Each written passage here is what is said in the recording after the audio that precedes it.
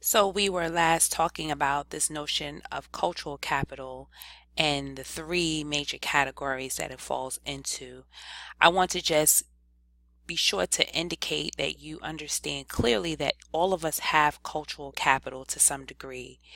And even our students that are impoverished or live in impoverished environments, they also have cultural capital. They also have skills and knowledge that are valuable. And so while they may not have all of the access to the opportunities and resources that they need, they know a lot and they bring a wealth of knowledge with them. And so the purpose of schools and teachers who care becomes an opportunity to provide those access points, to provide entryways into opportunities. This is all the more reason why we need counselors, school counselors, and dedicated educators who are going to expose children to a variety of experiences that they would not necessarily receive on their own. There are some children who may not ever go on trips if it were not for schools that were taking them there. So there is such a powerful experience that can happen with a child, with a young person, with a student in the educational environment. It's so critical that teachers recognize that just because a child lives in an environment where they may not have access to all of the resources and opportunities that they may require, it is not an indication of their ability to learn. So let's be clear that poverty is not equated to one's ability, but it is equated to the access to that opportunities to be able to excel in the ways that they probably could. So this is why you have programs that are geared around families who have limited resources that provide platforms of access. One that jumps out at me right away is EOP programs, equal opportunity programs for students who are going into college or wanting to go to college. And that program is especially designed to assist families who may not be able to attain lots of financial resources, but they are committed to supporting their child through the college pipeline, and students are encouraged to look into these opportunities. And so if you are listening and you are a high school educator, even a middle school educator, and you have an opportunity to begin to speak the notion of college to your students and tell them about opportunities, please do so. Of course, there are scholarships, and many of those scholarships are based on financial need. They're not always merit scholarships, although many of them are, but there are some that are exclusively designed for families who have limited resources. The other thing around resources and the capital of being able to be mobile that I want to point out is around other programs that have been designed to increase access. And I personally was the director of a STEM-based program for fourth and fifth graders in the Troy, New York area for many years.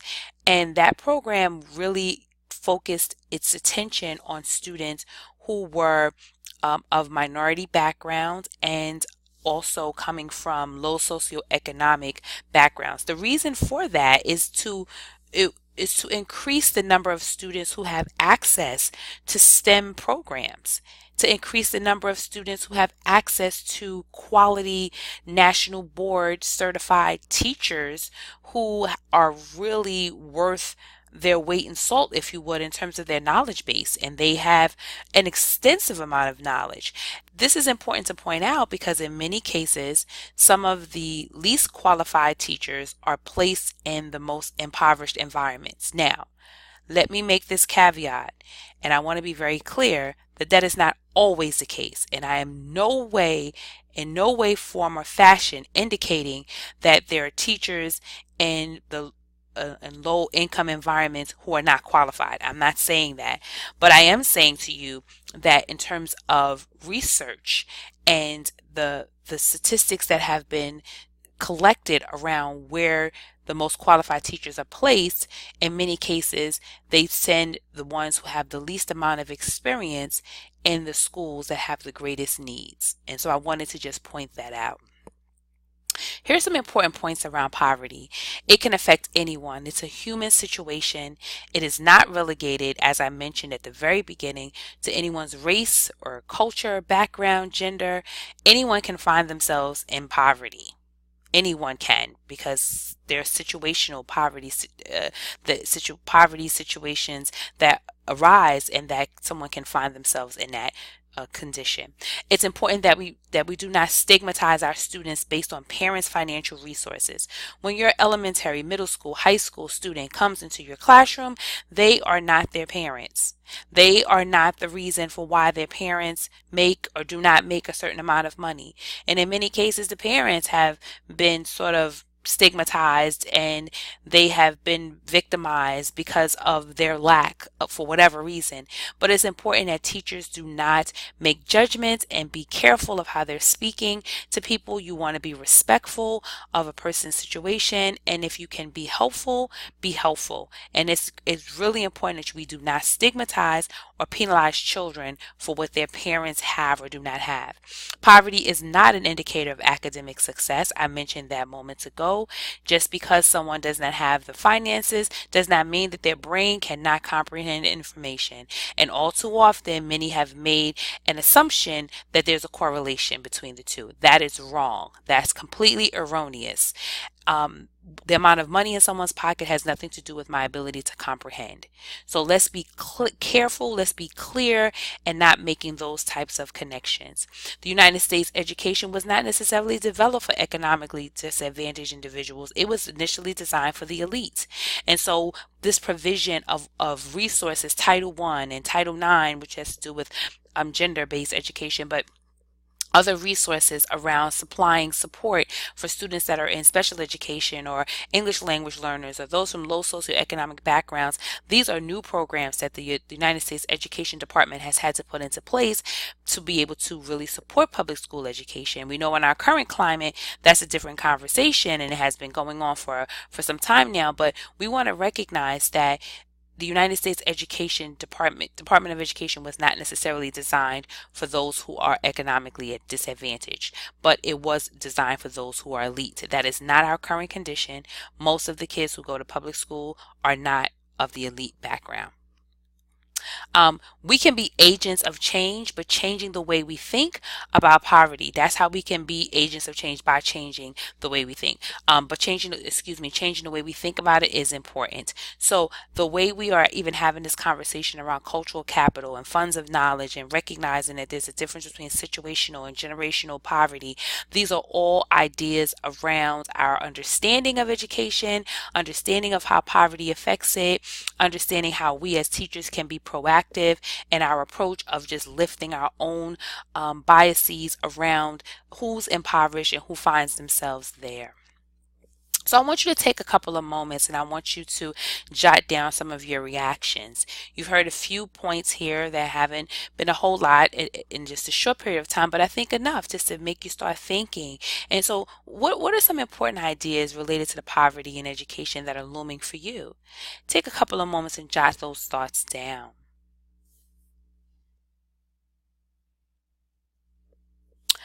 While you're thinking of those things, you always can pause the video and come back if you need to. I wanted to take an opportunity to share with you some other webinars that are available. This was a short, very condensed version around poverty in education. Of course, we did not discuss all of the different components that are related to it, but I wanted to be able to get you thinking, to get your your wheels turning, and hope that it will encourage you to do some more research and look for resources that can help to expand your understanding around this topic. I wanted to also let you know about some other webinars that are available on Dr. Tiff Speaks. The first is around culturally responsive teaching. This is a 4-part series. Each part will be 30 minutes long, and there will be an accompanying workbook. There's also the classroom management series that has an accompanying workbook as well.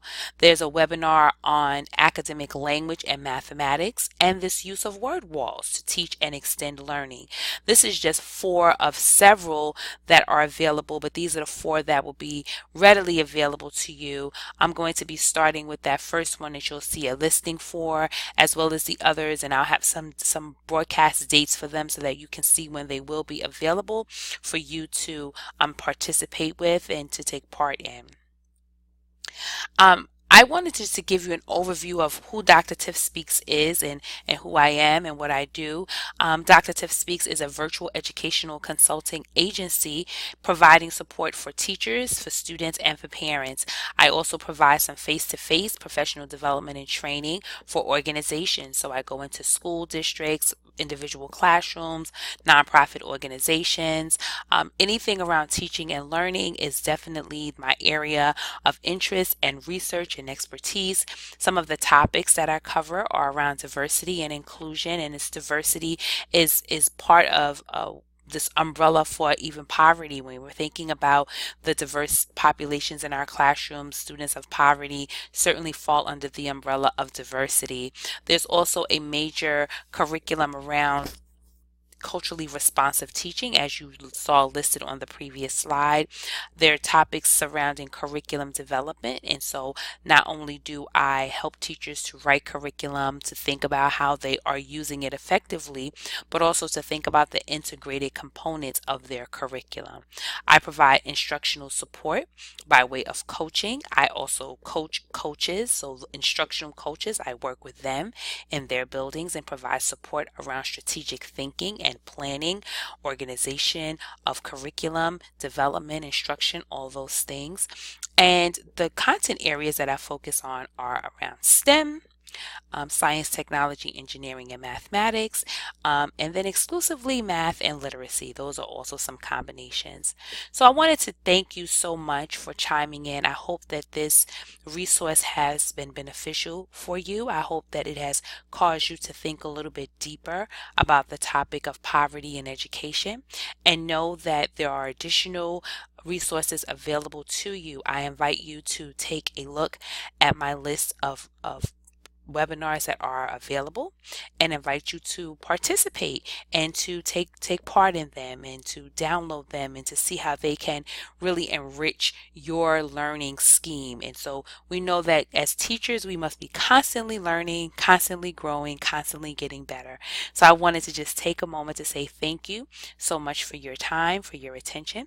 I hope that once again this has been helpful for you, and I do look forward to connecting with you again soon. Have a wonderful day. Bye-bye.